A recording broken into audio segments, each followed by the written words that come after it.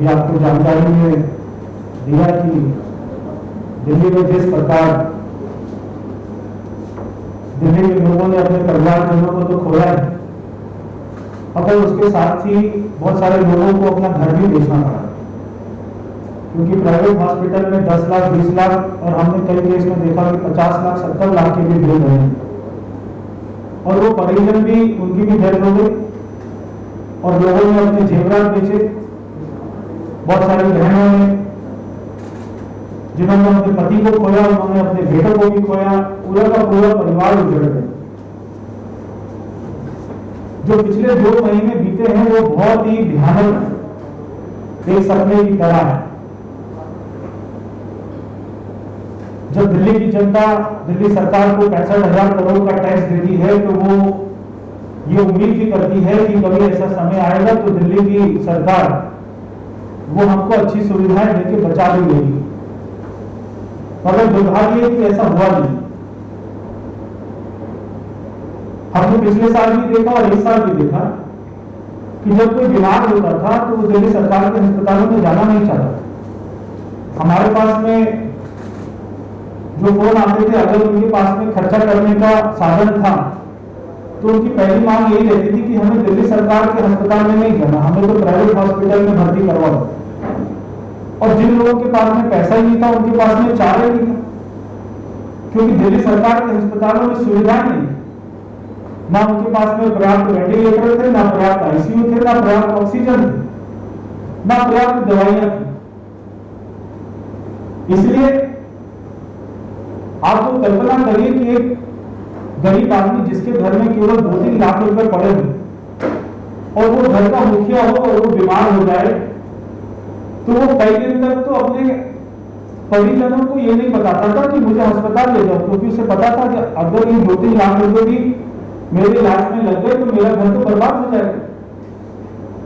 तो वो 5-6 दिन घर पे ही रहता था। जब वो बेहोश हो जाता था तब उसके घर वाले उसको उठाकर अस्पताल ले जाते थे, तब पैसा भी खर्च होता था, आदमी भी चला जाता था, मगर एक जो घर का मुखिया है वो क्या करे अपने परिवार को बचाने के लिए जब दिल्ली की सरकार उसको नहीं बचा रही।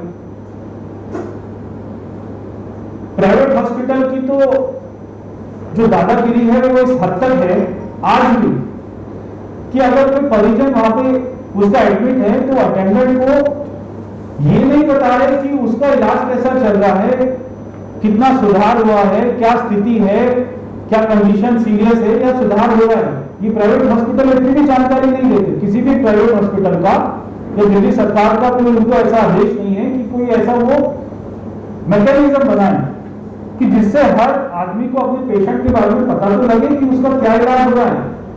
केवल प्राइवेट हॉस्पिटल उनके परिजनों को एक ही बात बोलता है कि आज 5 लाख जमा करा दो, आज 2 लाख जमा करा दो, आज 4 लाख जमा करा दो। इसके अलावा तो कोई डॉक्टर, कोई प्राइवेट हॉस्पिटल किसी परिजन से बात करने को तैयार ही नहीं।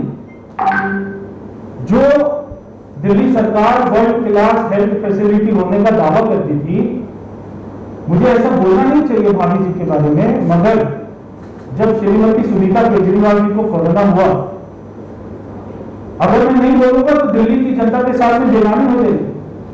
जब उनको कोरोना हुआ तो मुझे पूरा विश्वास है कि उन्होंने अपने पति जो दिल्ली के मुख्यमंत्री उनको जरूर कहा होगा कि आपने जो वर्ल्ड क्लास हॉस्पिटल बनाए हैं मुझे उसी हॉस्पिटल में इलाज करवा दो। तो केजरीवाल ने क्या जवाब दिया होगा कि भाई ये अस्पताल तो दिल्ली के लोगों के मरने के लिए है, तुम्हारा तो मैं इलाज साकेत के मैक्स हॉस्पिटल में कराऊंगा। मैं दिल्ली के मुख्यमंत्री से पूछना चाहता हूं कि उन्होंने जो मैक्स हॉस्पिटल में इलाज करवाया है अपनी धर्मपत्नी का दिल्ली के टैक्स के पैसे से, वो उस इलाज का बिल कितना है? मेरी जानकारी में यह है कि 40 लाख से ज्यादा का बिल जो दिल्ली के लोगों ने पैसा दिया। तो वो दिल्ली का मुख्यमंत्री बताए उस इलाज का बिल कितना था और क्या वो बिल दिल्ली के मुख्यमंत्री ने अपनी जेब से पैसा दिया? जो ये कहता था कि मेरा हॉस्पिटल वर्ल्ड क्लास है, जो कहता था मैं बंगला नहीं लूंगा, गाड़ी नहीं लूंगा, आज वो अपनी धर्मपत्नी का इलाज कराने के लिए सरकारी हॉस्पिटल में नहीं लेके गया। और मैं यहां पर यह भी बात कहना चाहता हूं, मेरे पिताजी डॉक्टर साहिब सिंह वर्मा जी दिल्ली के मुख्यमंत्री थे। जब एक बार वो एक मीटिंग ले रहे थे एजुकेशन सारे ऑफिसर की, तो उन्होंने सबसे पूछा कि तुम्हारा बेटा कहां पढ़ता है, तुम्हारा बेटा कहां पढ़ता है? तब वो ये बात भूल गए कि उनका बेटा कहां पढ़ता है। अगले दिन उन्होंने अपने बेटे का एडमिशन दिल्ली सरकार के स्कूल में करवाया। फिर दोबारा मीटिंग लेकर अफसरों से पूछा, भाई अब बताओ, मेरा बेटा तो दिल्ली सरकार के स्कूल में पढ़ता है, एक मुख्यमंत्री का बेटा, तुम्हारे बच्चे कहां पढ़ते? तो अगर हमको सिस्टम सुधारना है तो हमको उसका पार्ट बनना पड़ेगा। अगर केजरीवाल को दिल्ली के अस्पताल सुधारने थे तो सत्येंद्र जैन को, उनके मंत्रियों को, उनकी धर्मपत्नी को, खुद केजरीवाल को जरूरत पड़ने पर दिल्ली सरकार के अस्पताल में जाना चाहिए। जब हमारी दिवंगत नेता सुषमा जी, अरुण जी, अटल जी जब ये बीमार हुए तो एम्स हॉस्पिटल में, सरकारी अस्पताल में गए। मगर ये जो वर्ल्ड क्लास हॉस्पिटल बोलते हैं हमने बनाए, वो है कहां पे? जब तुम्हारे मंत्री, तुम्हारी धर्मपत्नी प्राइवेट हॉस्पिटल में लाखों करोड़ों का इलाज कराएंगे तो दिल्ली की जनता कहां मरेगी जाकर, कहां इलाज कराएगी? इस बात का कोई जवाब दे सकता है क्या? हमें एक हॉस्पिटल को हमने देखा कि उसने 9 दिन के केवल पीपी किट के 80,000 रुपए चार्ज किए। केवल पीपी किट जो उसने बिल बनाया, उसमें केवल पीपी किट का 9 दिन का 80,000 रुपए। तो दिल्ली सरकार क्या कर रही थी? कोई इस बात को पूछ ही नहीं रहा। एक अस्पताल जहां पर एडमिशन के नाम पर ही 2-3 लाख रुपए जमा करा लेते। दिल्ली के हर प्राइवेट हॉस्पिटल में आप जाइए, पहले बोलते 3 लाख एडवांस जमा करा दो, उनको पता नहीं इलाज कितने दिन चलेगा, आदमी बचेगा नहीं बचेगा, 3 लाख रुपए एडवांस जमा करा दो। आमतौर पर जनरली हर आदमी जो 10 दिन हॉस्पिटल में रहा है प्राइवेट में, उसका बिल 10 लाख से 20 लाख रुपए आमतौर पर होगा। जो हम बात कर रहे हैं 2020 में दिल्ली सरकार ने एक आदेश जारी किया था, उसका किसी प्राइवेट हॉस्पिटल ने पालन नहीं किया। जब हाईकोर्ट ने दिल्ली सरकार से पूछा कि आपके आदेश का कोई पालन नहीं कर रहा, आप देखिए कितना बेशर्मी वाला बयान दिल्ली का जो वकील है दिल्ली सरकार का, वो हाईकोर्ट में देता है। आपको हैरानी होता है कि बेशर्मी की हदें पार कर दी सारी। दिल्ली सरकार का वकील हाईकोर्ट में कहता है कि हमें 1 साल में कोई शिकायत ही नहीं मिली, एक भी शिकायत नहीं मिली, तो हम सिस्टम को क्या करें? दिल्ली की जनता शिकायत ही नहीं कर रही कि हमसे बिल ज्यादा लिया जा रहा है। ऐसा क्यों हुआ? क्योंकि उस आदेश में अगर किसी को पीड़ा होगी तो वो किसके पास जाएगा? वो आदेश उसके ऊपर में साइलेंट था। सिस्टम क्या होगा? उनका नोडल ऑफिसर कौन होगा? ईमेल क्या होगी? कौन सी वेबसाइट है जहां पर वो आदमी आवेदन करे? अगर झगड़ा हो गया तो वो आदमी करेगा क्या? जिसका बेटा मर गया और हॉस्पिटल कह रहे बॉडी नहीं देंगे, लानत है ऐसे मुख्यमंत्री को। जिसके पिताजी मर गए, जिसकी बीवी मर गई, उसने 12 लाख रुपए अपना घर गिरवी रख दिया, जेवरात गिरवी रख दिया, हॉस्पिटल कह रहे बॉडी नहीं देंगे। उस व्यक्ति के पास ऐसा कोई भी मैकेनिज्म उसके पास नहीं था दिल्ली सरकार का, वो किसको एडजस्ट करे और अपनी बॉडी को निकलवा ले, कोई ऐसा सिस्टम नहीं था। ये 2 महीने में ऐसा तांडव हुआ है मौत का दिल्ली का। बाकी राज्यों में भी, गुजरात में, तमिलनाडु में प्राइस कैपिंग हुई, दिल्ली में लागू क्यों नहीं हुई? ये हमारा उनसे सवाल है। उसके बाद इंश्योरेंस कवर के नाम पर बड़े बड़े महंगे बिल सब अपना लूटे गए। और मेरे पास बहुत सारे ऐसे केस हैं जिन इंश्योरेंस कंपनी को जिन्होंने मना कर दिया कि हम आपको पैसा नहीं देंगे। तो क्या दिल्ली सरकार का ऐसा कोई है कानून कि वो इंश्योरेंस कंपनी से बात करे कि भाई जो इंश्योरेंस कंपनी मना कर रही है वो किस बात पर मना कर रही है कि आप जो आदमी मर गया, जिसने इलाज कराया, उसको क्यों पैसा नहीं देंगे? ऐसा कोई आपने सिस्टम बनाया? नहीं बनाया। बहुत सारे मरीजों ने दिल्ली का भी जो भी इन्होंने अपना नोडल ऑफिसर बनाया उससे शिकायत करी। और मेरे पास में एक उदाहरण है, और ये उदाहरण है कि एक पेशेंट गया जिसका नाम था मेनका संघोलकर। उसने अस्पताल का पैकेज था 4 लाख रुपए का, उसने पैकेज ले लिया, 7.5 लाख रुपए का बिल दे दिया। 7.5 लाख रुपए का बिल देने के बाद में जब उसने दिल्ली सरकार को शिकायत करी कि भाई हमसे इतना पैसा लिया जा रहा है, तो आपको हैरानी होगी दिल्ली सरकार ने क्या जवाब दिया। दिल्ली सरकार ने कहा हमने हॉस्पिटल को बोला है, अब आप हॉस्पिटल से बात कर लीजिए, कोशिश कीजिए, उनसे नेगोशिएट कीजिए कि आपको 5-10% का डिस्काउंट मिले। ये कहकर दिल्ली सरकार ने छोड़ दिया कि हमने अस्पताल को बोल दिया आप भी कोशिश कीजिए, नेगोशिएट कीजिए कि हो सकता है आपको 10% का डिस्काउंट मिल जाए। तो ये दिल्ली सरकार की प्राइस कीपिंग, जो नीति दिल्ली में थी प्राइस कैपिंग की, ये वो है। हाईकोर्ट ने दिल्ली सरकार को कई बार डांट लगाई। दिल्ली हाईकोर्ट ने यही कहा दिल्ली सरकार को कि आप बाकी राज्यों से देखिए उन्होंने प्राइस कैपिंग को कैसे लागू किया, ऐसे लागू करिए दिल्ली सरकार। यहां पे दिल्ली में बहुत सारे मरीजों ने, एनजीओ ने, हम लोगों ने मांग करी कि आप, जैसे अभी आगे जी ने कहा कि ऑडिट तो कराइए, कितने लोगों ने इलाज कराया प्राइवेट हॉस्पिटल में और गवर्नमेंट के क्या रेट थे और प्राइवेट हॉस्पिटल ने क्या बिल चार्ज किया है, इसके ऊपर में जरा एक ऑडिट तो हो। और ये ऑडिट की रिपोर्ट हम मांग करते हैं दिल्ली की जनता को सार्वजनिक होनी चाहिए, ओपन होनी चाहिए कि ये है रिपोर्ट, देखिए, तब हमें विश्वास होगा कि केजरीवाल का ट्रांसपेरेंट मॉडल है। वो जिस अपना ट्रांसपेरेंसी की बात करते थे, ये ट्रांसपेरेंट मॉडल है। अभी मई 2021 में मैक्स हॉस्पिटल, वहीं जहां पर श्रीमती केजरीवाल जी का इलाज हुआ, वहां पर 22 लाख रुपए का बिल बना और वो गरीब परिवार जिसने अपना घर को गिरवी रखकर 22 लाख रुपए लेके आया, उसने 15 लाख रुपए जमा कराया, 22 लाख का बिल था, उसको डेड बॉडी देने से मना कर दिया। दिल्ली सरकार उसको डेड बॉडी नहीं दिलवा पाई। जब तक उसने 22 लाख नहीं जमा कराए तब तक उसको डेड बॉडी नहीं मिली। और मैं यहां पे आपको 2 वीडियो दिखाना चाहता हूं कि लोगों को क्या समस्या हो रही है।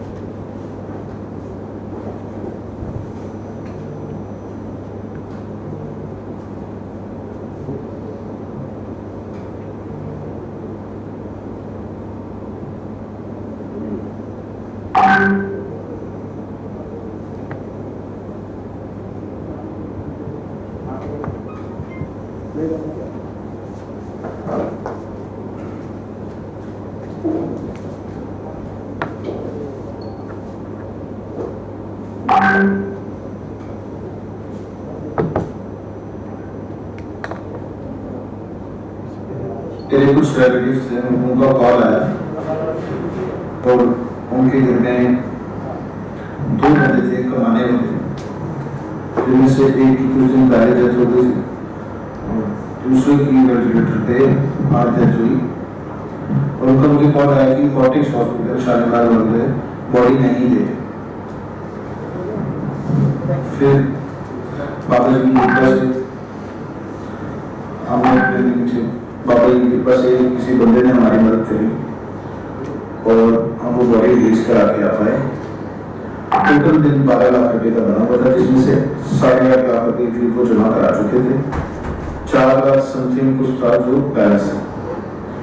तो मैं दिल्ली गवर्नमेंट से कहना चाहूँगा कि कुछ ऐसा रूल बनाया जाए जिसमें कि बंदा एक्सपायर हो गया है या नहीं हुआ, अगर वो हॉस्पिटल के अंदर है और इलाज वो करा रहा है, 12 लाख रुपए तक का बिल बन चुका है और वो जमा करा चुका है और आगे के लिए उसके पैसे नहीं है, तो कुछ ऐसा बनाया जाए कि वो हॉस्पिटल में उसको इलाज ना रोक पाए।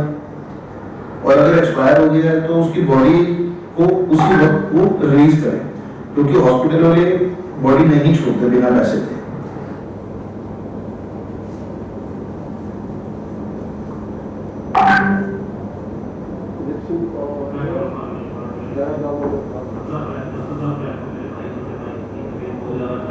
वॉल्यूम तेज करो, वॉल्यूम तेज करो।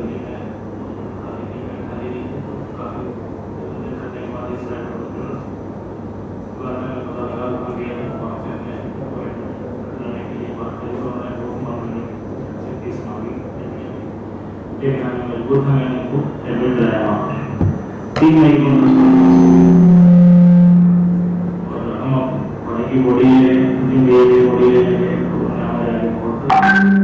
मोटा बिल आधा लाख का बिल रखा, जिसमें रबड़ तकरीबन बड़े ही मनमानी ढंग से चार्ज मिला। लेकिन मजबूर थे, हमने ऐसे करके वो करा।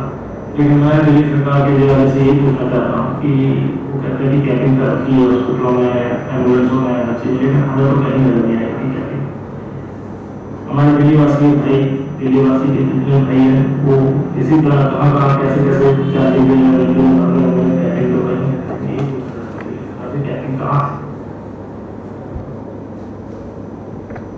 2000 का रेमडेसिविर इंजेक्शन दिल्ली में 45,000 का बिक रहा था। 5 लीटर का ऑक्सीजन कंसंट्रेटर जो 40,000 रुपए का था वो 1.5 लाख का बिक रहा था। जो ऑक्सीजन सिलेंडर 8,000 का था वो 65,000 का बिक रहा था। जो एम्बुलेंस का फेयर था 1,000 रुपया, उनसे 10,000 रुपए ले रहे थे। जो पल्स ऑक्सीमीटर 200 था वो 8,000 का था, और जो ऑक्सीजन फ्लोमीटर था वो 800 रुपए का 10,000 का बिक रहा था।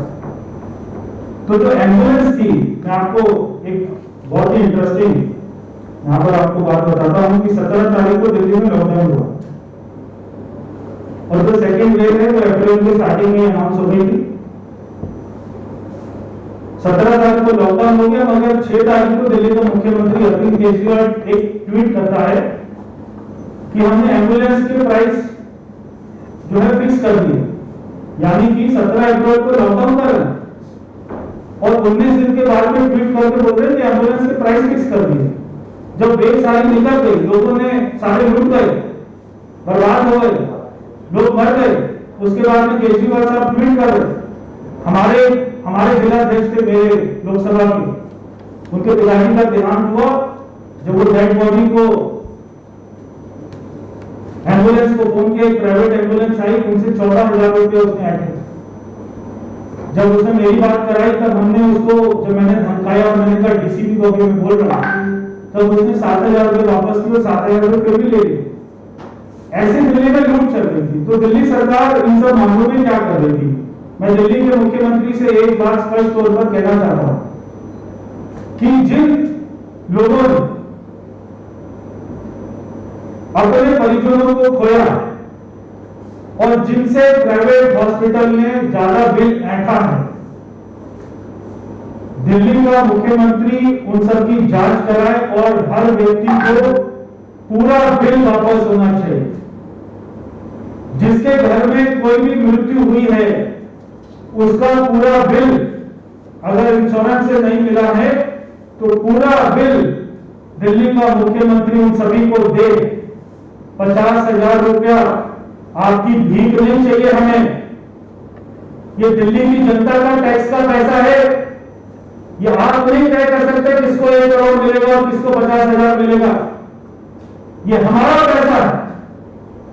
अगर दिल्ली का कोई निवासी आपको मुख्यमंत्री भी बना रहा है, 65,000 करोड़ का टैक्स भी दे रहा है और अपने परिवार में अपने परिजनों को गंवा भी रहा है और उससे 10 लाख 15 लाख का बिल लिया जा रहा है, इसका कोई और दोषी नहीं है। इसके दोषी दिल्ली के मुख्यमंत्री हैं। और मैं उनसे कहना चाहता हूं कि सारा पैसा इलाज का जिन्होंने अपने परिजनों को खोया उनको वापस मिलना चाहिए। और इसी के लिए आज भारतीय जनता पार्टी दिल्ली प्रदेश एक ईमेल आईडी दिल्ली की जनता को दे रही है। उस ईमेल का मैं आपको नाम बता देता हूं,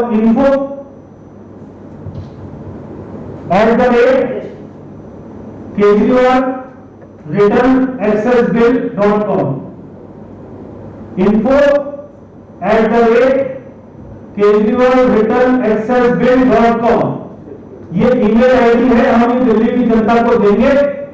दिल्ली की जनता अपना सारा बिल जो प्राइवेट हॉस्पिटलों में लगा है उसके बिल को अपने मोबाइल से स्कैन करें और इसको हमको मेल कर दीजिए। हम ये सारे बिल की कॉपी हम दिल्ली के मुख्यमंत्री को सौंपेंगे। जब उनके पास जाएंगे उनको हार्ड कॉपी भी देंगे और ये जो ईमेल है इसका पासवर्ड भी बता देंगे, वो इसको खोल ले। हर बिल की जांच होनी चाहिए। जो काम केजरीवाल साहब को करना था वो आज भारतीय जनता पार्टी कर रही है। जो जिम्मेदारी उनकी थी उस जिम्मेदारी को हम पूरा करेंगे। दिल्ली की जनता को उनका हक मिलना चाहिए। ये ईमेल आईडी नहीं आया सामने, फ्लैश नहीं हुआ बताओ फ्लैश बढ़िया नहीं हुआ अरे वर्ड फाइल में वर्ड फाइल कॉपी करके इसमें थैंक यू। ये आपको दिखाई दे रहा है छोटा है मगर आपको फिर रिपीट कर रहा हूं info@kejriwal.accessbill.com इस पर दिल्ली की जनता ईमेल भेजे। हम दिल्ली की जनता को ये वादा कर रहे हैं, जिस भाई ने अपने पिताजी को खोया, जिस बहन ने अपना सुहाग खोया, जिस मां ने अपने बेटे को खोया, भारतीय जनता पार्टी उनकी लड़ाई लड़ेगी, आखिरी दम तक लड़ेगी और उनके बिल वापस हो, ये हम तब तक केजरीवाल जी का पीछा नहीं छोड़ेंगे।